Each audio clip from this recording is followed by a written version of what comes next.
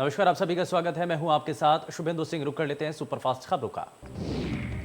Vaccination में भारत ने रचा इतिहास। एक दिन में 2 करोड़ 50 लाख से ज्यादा लगी वैक्सीन। पीएम मोदी ने हेल्थ टीमों का किया धन्यवाद।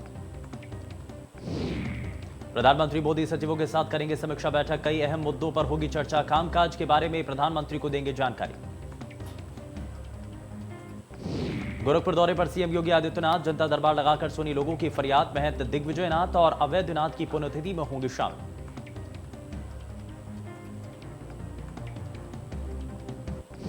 अयोध्या दौरे पर बीजेपी अध्यक्ष स्वतंत्र देव सिंह प्रदेश कार्य समिति की बैठक को करेंगे संबोधित। अवध विधि के संत कबीर सभागार में होगा कार्यक्रम। यूपी में बारिश का रेड अलर्ट जारी। यूपी की राजधानी लखनऊ समेत कई जिलों में भारी बारिश के आसार। आज भी सभी स्कूल कॉलेज रहेंगे बंद।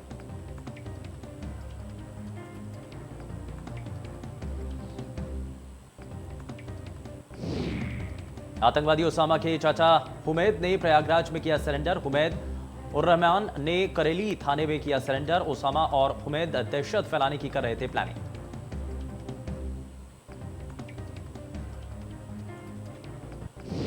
ग्रेटर नोएडा में तेज रफ्तार बस डिवाइडर पर चढ़कर पलटी। एक महिला की मौत, आधा दर्जन लोग घायल। धौलाना से नोएडा जा रही थी बस।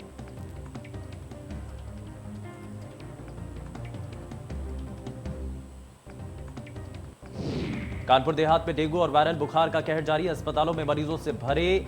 अब तक डेंगू से 29 लोगों की मौत। भारत तिब्बत सीमा पुलिस द्वारा भारत की आजादी के 75 साल पर आजादी का अमृत महोत्सव मनाने के लिए 22 दिवसीय साइकिलिंग अभियान चलाया गया, जो कल लखनऊ पहुंचा। प्रबुद्ध वर्ग सम्मेलन में प्रदेश बीजेपी के संगठन महामंत्री सुनील बंसल ने कार्यकर्ताओं को 2022 की चुनावी तैयारियों को लेकर गुरु मंत्र दिया। केंद्र सरकार, प्रदेश सरकार की गिनाई उपलब्धियां। कानपुर में बाइक सवार को रोकना ट्रैफिक दरोगा को पड़ा भारी। बाइक सवार ने टीआई को कुछ दूर तक घसीटा। ट्रैफिक दरोगा ने बाइक सवार को पकड़ा। मुरादाबाद में ई रिक्शा चालक की दिन दहाड़े चाकू से गोदकर हत्या की गई। हत्या करते सोशल मीडिया पर वीडियो हुआ वायरल। चालक की हत्या से पूरे इलाके में मचा हड़कंप। गाजियाबाद में इंडिया न्यूज की खबर का हुआ असर। कौशांबी के थाना इंचार्ज महेंद्र सिंह को एसएसपी ने निलंबित कर दिया है। लाइव पिटाई का वीडियो हुआ था वायरल। अलीगढ़ के जट्टारी में अस्तित्व नाम के एक बच्चे के संपर्क में जो भी मोबाइल फोन आ जाता है, बच्चे के फोन के समूचे डाटा का वो उड़ जाता है। ये कोई चमत्कार है या फिर अस्तित्व के शरीर में रेडिएशन, कुछ पता नहीं।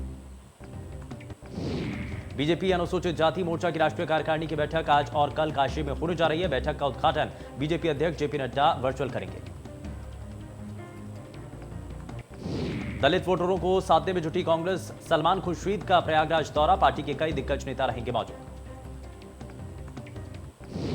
अमेठी जिले में आयोजित राष्ट्रीय स्तर की कुश्ती प्रतियोगिता में पहुंचे केंद्रीय मंत्री गिरिराज सिंह ने गांधी परिवार पर हमला बोला। उन्होंने प्रियंका गांधी के चुनाव लड़ने पर कहा कि चुनाव कोई लड़ ले, कोई अंतर नहीं पड़ेगा। आगरा में दंपति ने फांसी लगाकर की आत्महत्या। आत्महत्या का कारण स्पष्ट नहीं। घर के अंदर ही कमरे में लगाई गई फांसी।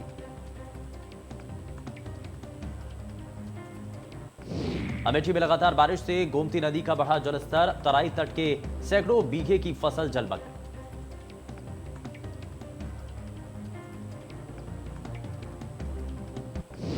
बंगाल पुलिस को आरोपी को गिरफ्तार करना पड़ा महंगा। पुलिस के साथ हुई जमकर बदसलूकी। बंगाल पुलिस के 2 पुलिसकर्मियों को सुरक्षित भेजा गया।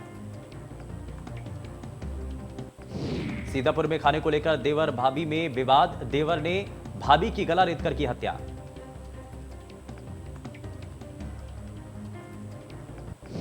यूपी के कई जिलों में मूसलाधार बारिश से मचा हाहाकार। अब तक 50 लोगों की मौत। आज भी प्रदेश में बंद रहेंगे स्कूल कॉलेज। यूपी सरकार के मुखिया के आदेश के बाद अब जालौन की हर सड़कों को गड्ढा मुक्त किया जा रहा है। इस अभियान को अब विधायकों के द्वारा धरातल पर उतारा जा रहा है। यूपी सरकार के मुखिया योगी आदित्यनाथ ने आदेश जारी करते हुए कहा कि शहर से लेकर गांव की सड़कें गड्ढा मुक्त होंगी, जिसको लेकर इसकी कवायद तेज हो चुकी है। खस्ताल सड़कों की दशा सुधारने के लिए उरई के सदर विधायक गौरीशंकर वर्मा खुद सड़कों पर उतरकर इसका मोर्चा संभालते हुए नजर आए और विधानसभा क्षेत्र की सड़कों की हालत को सुधारने के लिए विभाग के द्वारा काम शुरू कर दिया गया। बुलंदशहर में तैनात डीएसओ अभय सिंह पर संविदा पर नौकरी दिलाने के नाम पर बेरोजगार युवाओं से 6 लाख रुपए की वसूली का आरोप लगा। बताया जा रहा है कि डीएसओ अभय सिंह ने संविदा पर नौकरी दिलाने की आड़ में युवक से 6 लाख रुपए की अवैध वसूली की थी। पीड़ित परिवार ने जिलाधिकारी से मिलकर अपनी शिकायत दर्ज कराई, जिसके बाद जिलाधिकारी रविंद्र कुमार ने पूरे मामले की जांच एडीएम प्रशासन प्रशांत कुमार भारती को सौंप दी है। गाजियाबाद में भारी बारिश के बीचों बीच खुले आसमान के नीचे बुजुर्ग महिला की चिता को अग्नि दी गई। बारिश के पानी से चिता अग्नि को सुरक्षित करने के लिए चिता पर ही टीन शेड डालने पर परिजन मजबूर हो गए। खुले आसमान के नीचे बारिश के बीच जलती हुई चिता का वीडियो वायरल हुआ। लोगों के आरोप गंभीर, जहां मौत के बाद भी एक बुजुर्ग महिला की जलती चिता को शमशान घाट की छत तक मैसर नहीं हो पाई। बागपत में पति पत्नी ने खाया जहर, छोटी शिकायत के उत्पीड़न से परेशान थे दंपति। जहर खाने से पहले बनाया गया था वीडियो। आप बीती सुनाते हुए दंपति का वीडियो वायरल। पड़ोस के 5 लोगों पर लगाया उत्पीड़न का आरोप। बेसुध हालत में झाड़ियों में पड़े मिले दंपति। ललितपुर में यात्रियों से भरी बस पलटी। बस अनियंत्रित होकर नदी में पलटी। हादसे के बाद ड्राइवर और कंडक्टर की मौके से वो फरार। मुरादाबाद में बेकरी में बनी रस का वीडियो वायरल। नाश्ते में इस्तेमाल होने वाले रस पर पैर रखते हुए वीडियो। युवक थूक लगाकर कर रहा रस की पैकिंग।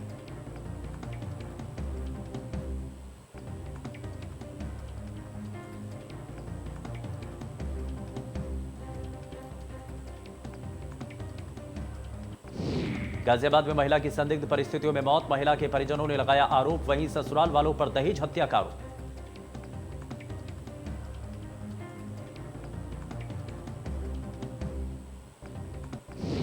ग्रेटर नोएडा में अवैध हथियारों का प्रदर्शन करने का मामला। 3 युवकों के वीडियो फोटो सोशल मीडिया पर वायरल। वहीं अवैध हथियार प्रदर्शन करते हुए फोटो वीडियो वायरल।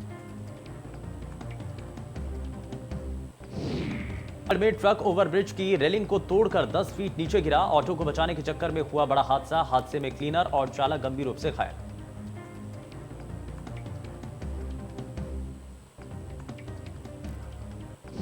श्रावस्ती में आधी रात को युवक ने नदी में लगाई छलांग। मानसिक रूप से विक्षिप्त बताया जा रहा है युवक। 12 घंटे बाद भी नहीं लगा कोई सुराग।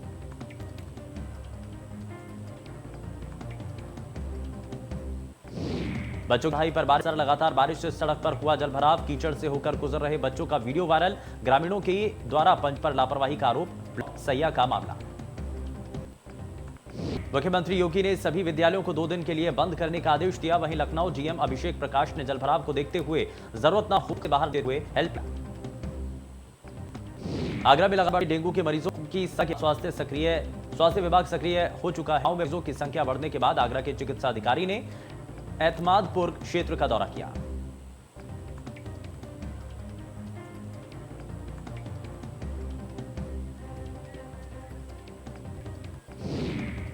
और सीधी तस्वीरें दिखाते हैं जहां पर मंत्री योगी आदित्यनाथ आचार्य प्रोफेसर हर्ष कुमार सिन्हा जी,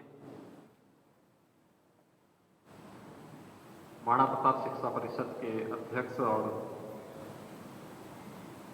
पूर्व कुलपति प्रोफेसर उदय प्रताप सिंह जी, माणा प्रताप शिक्षा परिषद से संबद्ध संस्थाओं के सभी आचार्यगण, उपस्थित महानुभाव और प्यारे बच्चों, आप सब जानते हैं कि प्रतिवर्ष गोरक्षपीठ की ओर से अपने आचार्यद्वय की पुण्य स्मृति में साप्ताहिक श्रद्धांजलि समारोह का आयोजन यहाँ पर किया जाता है, जिसमें प्रातःकालीन सत्र में देश की समसामयिक विषयों से संबंधित उन ज्वलंत मुद्दों पर चर्चा परिचर्चा होती है, जो हम सबको आगे बढ़ने के लिए एक प्रेरणा दे सकती है और जिसके माध्यम से हम न केवल अपने वर्तमान को बल्कि भावी जीवन को भी मंगलमय बना सकते हैं। और अपराह्न के सत्र में यहाँ पर कथा ज्ञान यज्ञ का आयोजन होता रहा है और वह कार्यक्रम अनवरत कल से प्रारंभ हुआ है। आज का जो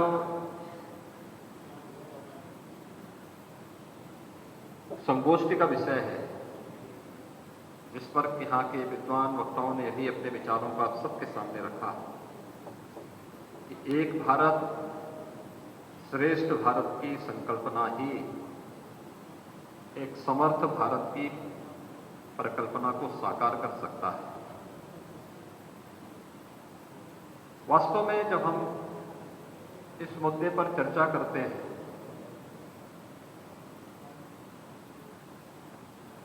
तो हम सबको इस बारे में अवश्य विचार करना चाहिए कि हम सब, मुझे लगता है कि कोई भारतीय ऐसा नहीं होगा जिसको अपने पवित्र धार्मिक ग्रंथों के उद्धारण की जानकारी न हो। हर भारतीय वेद के बारे में, ब्राह्मण ग्रंथों के बारे में, रामायण के बारे में, महाभारत के बारे में, उपनिषदों के बारे में, पुराणों के बारे में कम या ज्यादा जानता है। और रामायण और महाभारत को भारत के अंदर ऐसे पवित्र महाकाव्य हैं जिनकी कथा हर भारतीय अपने जन्म के साथ, अपनी परिवार की विरासत के साथ, अपनी कथाओं के माध्यम से, गाथाओं के माध्यम से सुनता चला आ रहा है। उसके लिए उसे इतिहास की पुस्तकों को पढ़ने के लिए विद्यालय में जाकर के, कॉलेजेस में जाकर के कोई विशेष अध्ययन की आवश्यकता नहीं पड़ती। अलग विषय है कि किसी को सपा बाबा जैसा कथावाचक बनना हो तो वह जाकर के इस विषय को लेकर के विशिष्ट ज्ञान अर्जित करे। लेकिन सामान्यतः हर भारतीय अपनी परंपरा से, घर में मां से, दादी से, परिवार के अन्य बुजुर्गों से इन कथाओं के प्रसंगों को सुनता है और उस सुन करके वो बड़ा होता है, प्रेरित होता है, आगे बढ़ने की उसके अंदर एक प्रेरणा प्राप्त होती है। कोई ऐसा भारतीय नहीं होगा, हर एक भारतीय।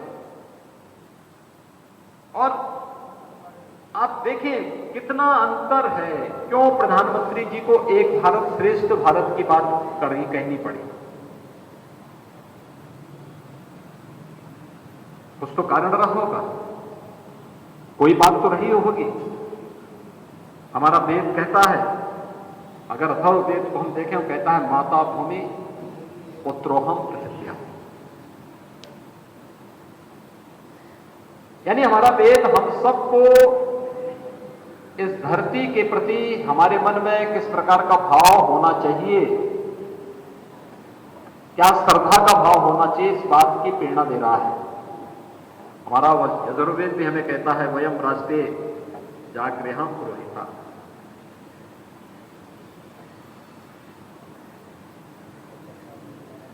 महाभारत हमसे क्या कहता है कि दुर्लभम भारतीय जन्म मानुषम तत्र दुर्लभम।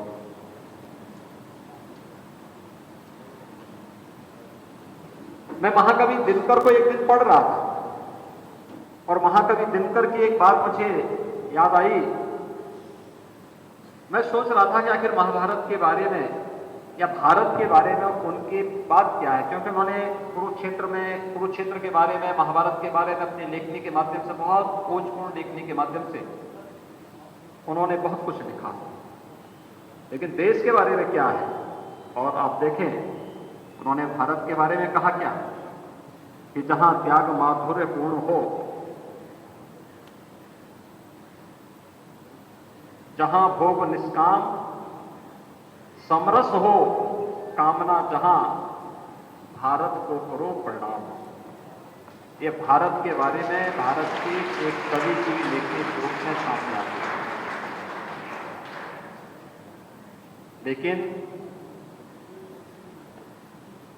आजादी के बाद या उस कालखंड में भारत का जो इतिहास पाठ्य पुस्तकों के माध्यम से पढ़ाने का प्रयास हुआ, उसमें क्या बताया गया? आपका वेद, आपके ब्राह्मण ग्रंथ, आपका रामायण, आपका महाभारत, आपके उपनिषद, आपके पुराण, इनमें से कोई भी ये आपसे नहीं कहता है कि आप बाहर से आए हैं। कोई आपसे नहीं कहता, सब कहते हैं हम इसके पार्ट हैं, हम इसके हिस्से हैं, ये हमारी विरासत है। हमने इसको अपने अवतारों की परंपरा के साथ जोड़ दिया, हमने इसके अपने भूत के साथ जोड़ करके, अपने इतिहास के साथ जोड़ करके, पौराणिक गाथाओं के माध्यम से इसे आगे जाकर के पीढ़ी दर पीढ़ी ये आगे बढ़ता गया। कोई नहीं कहता था। यानी ये हमारा वास्तविक इतिहास प्रदर्शित कर रहा है, लेकिन इनमें से नहीं कहता कि आप बाहर के हैं। लेकिन कुटिल अंग्रेजों ने वामपंथी इतिहासकारों के माध्यम से क्या चीज आपको पढ़ाने का प्रयास किया कि नहीं, तुम तो बाहर से आए हो। हमारे यहां आर्य और अनार्य दो शब्द चले हैं। भारत की परंपरा आर्य का मतलब श्रेष्ठ से मानती है, अनार्य का मतलब किसी दुराचारी से मानती है, किसी दुष्ट से मानती है, नैतिक रूप से पतित किसी व्यक्ति के बारे में मानती है। लेकिन हमसे क्या कहा गया? भाई आप आर्य हैं, आप बाहर से आए हैं। दुनिया की कोई थ्योरी, कोई भी सिद्धांत, भारत का कोई भी पावन ग्रंथ ये नहीं कहता कि आर्य बाहर से आए हैं। आप याद करिए, रामायण काल में माता सीता प्रभु राम से क्या कहती? आर्यपुत्र कह करके ही उन्हें पुकारती है। यानी पति का संबोधन क्या? आर्यपुत्र कह करके। लेकिन हमसे क्या, हमें क्या कहा बताया गया? कहा कि आप तो बाहर से आए, ये देश आपका नहीं है। जैसे मुगल बाहर से आए, जैसे अंग्रेज बाहर से आए, जैसे शक और हूण बाहर से आए, जैसे अन्य लोग बाहर से आए, वैसे आप भी बाहर से आए। तो फिर माता भूमि पुत्रोहम पृथिव्या का भाव कहां से पैदा होगा? आत्मविस्मृति का यह भाव जो हमें अपने स्वयं की मातृभूमि से, अपनी परंपरा से, अपने इतिहास से, अपने इस विरासत से काटने का प्रयास करती है, और इस साजिशन और एक शरारतपूर्ण तरीके से जो भारत के अंदर वामपंथी इतिहासकारों ने इस प्रकार के काले अध्याय डाल करके एक कुत्सित चेष्टा की, उसका दुष्परिणाम देश एक लंबे समय तक भुगतता रहा। आज भी जो विरोध होता है, किस बात का विरोध करते हैं लोग? मोदी जी का। एक ही बात को लेकर के विरोध करते हैं, क्योंकि मोदी जी आए हैं तो अयोध्या में राम मंदिर से संबंधित 500 वर्षों की विवाद का समाधान हो गया। और यही तो उनको समस्या थी कि विवाद की आड़ में इन लोगों की खाने कमाने का जरिया जो बंद हो गया और भारत को अपमानित करने का जो धंधा था ये बंद हो गया, दुनिया को ब्लैकमेल करने का धंधा बंद हो गया। इसलिए उनको कैसा अच्छा लगेगा? अच्छा कैसे इसको मान सकते हैं? और ये शरारत लगातार होती रही, हर एक स्तर पर होती रही।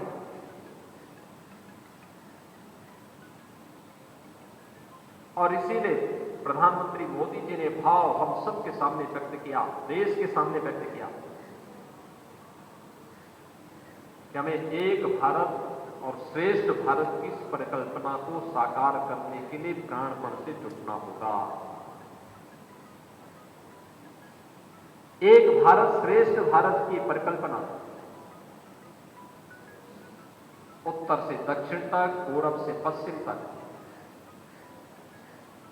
जो नई डीएनए थ्योरी आई है, वह भी क्या कहती है कि पूरे देश का डीएनए एक है, अलग अलग नहीं है। आर्य और द्रविड़ का जो विवाद खड़ा किया गया है ये झूठ है, यह असत्य पर आधारित है, इसमें कोई सच्चाई नहीं। पूरे भारत का डीएनए एक है और इसलिए भारत एक है। और श्रेष्ठ भी इसलिए क्योंकि भारत ने दुनिया को अयम निज परोवेति गणना नवचेतसाम उदार चरिता नाम तो सुधैव कुटुंबकम का भाव भी भारत ने दुनिया को दिया है। दुनिया में किसी और ने नहीं दिया। यह देने वाला दुनिया की कौन ऐसी जाति है जिसको उसकी विपत्ति के समय भारत ने अपने यहां शरण देकर के उसकी रक्षा के उपाय न किए हो।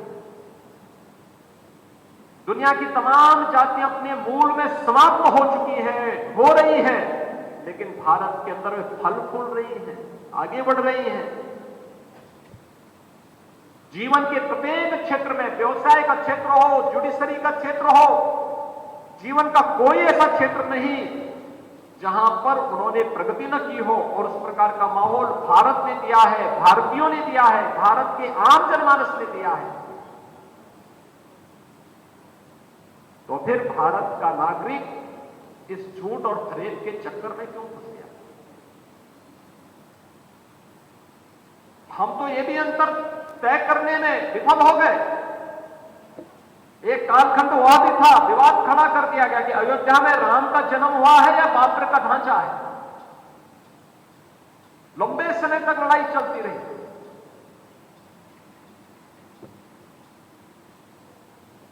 क्योंकि जब कोई समाज आत्म विस्मृति के किसी चंगुल में फंस जाता है तो उसको भ्रम में डालना, बेवकूफ बनाना उतना ही आसान हो जाता है। और यही भारतीयों के साथ हुआ, यही भारतीयता के साथ भी हुआ। और इसी चंगुल से मुक्त कराने के लिए आज प्रधानमंत्री मोदी जी ने देश को जो मंत्र दिए हैं, सबका साथ सबके विकास का, एक भारत श्रेष्ठ भारत का, आपके सामने प्रोफेसर हर्ष कुमार सिन्हा जी अपनी बात को कह रहे थे। उन्होंने अपनी बात रखी कि चीन के सामने पहले भारत मौन होता था, वो आक्रमण करता था, भारत मौन रहता था। लेकिन डोकलाम में जब आपने देखा होगा कि जैसे ही चीन ने शरारत की, भारत अड़ गया। 2 महीना, 3 महीना, 4 महीना रहा, अंत में चीन को पीछे हटना पड़ा। भारत ने अपनी ताकत का एहसास जब करना प्रारंभ किया, जब भारत के प्रधानमंत्री बोलते हैं तो भारत के प्रधानमंत्री का मतलब भारत की 135 करोड़ लोगों का व्यापक समर्थन जिनके साथ में है, उनका यह वाक्य है, उनके द्वारा दिया जाने वाला भाषण है। ताकत इतने नागरिकों की ताकत है। और जब 135 करोड़ लोग एक साथ एक स्वर में बोलना प्रारंभ करेंगे, दुनिया की कोई ताकत आपके सामने ठहर नहीं पाएगी। और यही आपने विगत दिनों हुई उन तमाम घटनाओं के माध्यम से चीजों को देखा होगा, उसको अवलोकन किया होगा।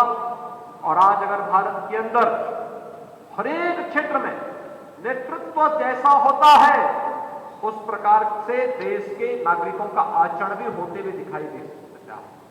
और आज देश अगर हर क्षेत्र में प्रगति कर रहा है, इसलिए कर रहा है क्योंकि वह परिवर्तन जीवन के प्रत्येक क्षेत्र में आज स्पष्ट दृष्टिगोचर होता है। इन्हीं सब मुद्दों को लेकर के गोरखपीठ के आचार्य द्वय ब्रह्मलीन महंत दिग्विजयनाथ जी महाराज और ब्रह्मलीन महंत अवेद्यनाथ जी महाराज ने अपना पूरा जीवन समर्पित किया थे। गोरखपीठ के योगी थे, गोरखपीठ के महंत बने, गोरखपीठ की परंपरा के साथ जुड़ करके उन्होंने जो कार्य प्रारंभ किया।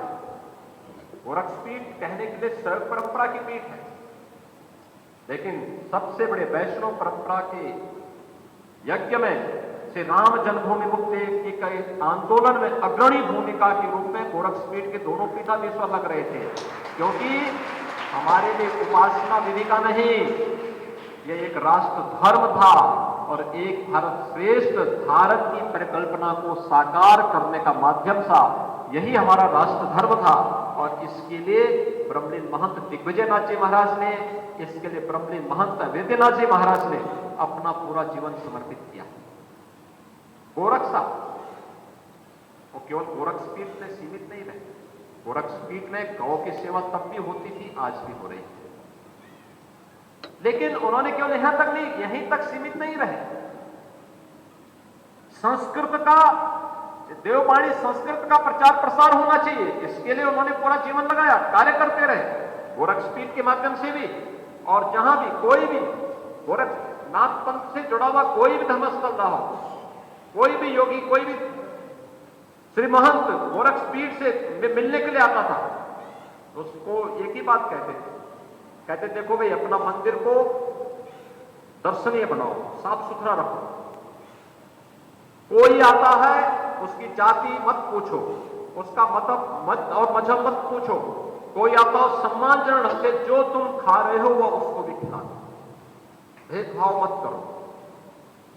तुम्हारे पास क्षमता है तो वहां पर संस्कृत के प्रचार प्रसार के लिए कुछ करो। तुम्हारे पास अगर सामर्थ्य है तो आरोग्यता के लिए और शिक्षा के लिए भी, अच्छी शिक्षा के लिए भी, उत्तम शिक्षा के लिए भी अपने नागरिकों को तैयार करो। हर धर्मस्थल का यह भाव होना चाहिए और उस भाव के साथ वे निरंतर कार्य करते रहे। गोरखपीठ की ओर से महाराणा प्रताप शिक्षा परिषद का संचालन, कहने के लोग कह सकते थे सरकार का काम है, केवल सरकार के भरोसे रहकर के जो समाज रहता है वो कभी स्वावलंबी नहीं हो सकता, आत्मनिर्भर नहीं हो सकता। समाज के स्वावलंबन और आत्मनिर्भरता का आधार बनता है जब समाज आगे आगे चले और सरकार उसके पीछे पीछे चले, उसको फॉलो करे, सरकार उसका अनुसरण करे और सरकार उसको पीछे से सहयोग करता हुआ दिखाई दे। लेकिन नेतृत्व समाज जब करता हुआ दिखाई देता है, वह समाज आत्मनिर्भर बनता है, वही समाज स्वावलंबी बनता है और उस स्वावलंबन की ओर अग्रसर करने के लिए ही वे नेतृत्व करते थे। जब गोरखपुर में शिक्षा व्यवस्था की स्थिति उस रूप में नहीं थी, उन्होंने महाराणा प्रताप शिक्षा परिषद की स्थापना की। गोरखपुर में विश्वविद्यालय स्थापित होना है, कोई सहयोग करने को तैयार नहीं था, सरकार के पास संसाधन नहीं थे, उन्होंने कहा हम लोग देंगे। उन्होंने अपने महाराणा प्रताप शिक्षा परिषद के 2 कॉलेज दे दिए। उन्होंने कहा नहीं, इससे से शुरू हो जाना चाहिए। आसपास जहां पर जिस प्रकार की शिक्षा की आवश्यकता, याद करिए आज भी हम लोग देखते हैं बहुत सारी जगह पर बालिकाओं को स्कूल नहीं भेजते। तो 1956 में महंत दिग्विजयनाथ जी महाराज ने महाराणा प्रताप पॉलिटेक्निक की स्थापना कर दी। 1946 में महाराणा प्रताप कॉलेज की स्थापना कर दी थी और 1956 में ही गोरखपुर में महाराणा प्रताप महिला कॉलेज की भी स्थापना कर दी। उससे पहले महाराणा प्रताप शिक्षा परिषद और उससे जुड़ी हुई कुछ अन्य संस्थाएं खड़ी हो चुकी थी। 1967 में उन्होंने यहां पर स्थापना कर दी। यानी ये सोच में हमें किन क्षेत्रों में हमारा काम अपनी उपासना विधि के जागरण तक सीमित नहीं होना चाहिए, स्वयं की संतुष्टि का माध्यम वह नहीं बनना चाहिए, बल्कि लोक कल्याण के लिए हम किस रूप में होकर के कार्य कर सकें, मैं बांधने के लिए हम लोगों के माध्यम से, धार्मिक जागरण के माध्यम से हम कैसे इस कार्यक्रम के साथ सहभागी बन सकें, इसके लिए पूरा जीवन उनका समर्पित रहा। और आज के इस साप्ताहिक संगोष्ठी कार्यक्रम का शुभारंभ इस गोष्ठी के माध्यम से, आगामी अन्य गोष्ठियां हर अगले 22 तक ये गोष्ठियां चलेंगी, 23 को यहां पर ब्रह्मलीन महंत। तो इस वक्त की बड़ी खबर, और इस दौरान मुख्यमंत्री जनता को संबोधित कर रहे हैं। गोरक्षनाथ मंदिर में श्रद्धांजलि समारोह और साथ ही साथ इस दौरान जिक्र भी किया गया।